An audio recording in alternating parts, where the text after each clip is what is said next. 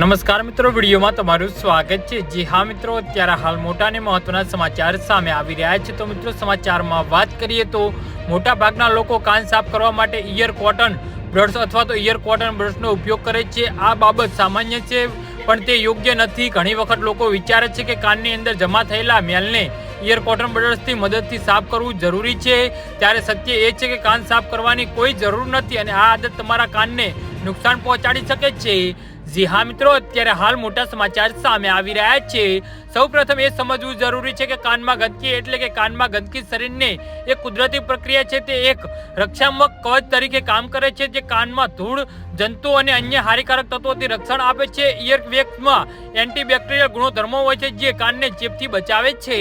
જી હા મિત્રો, અત્યારે હાલ મોટા સમાચાર સામે આવી રહ્યા છે।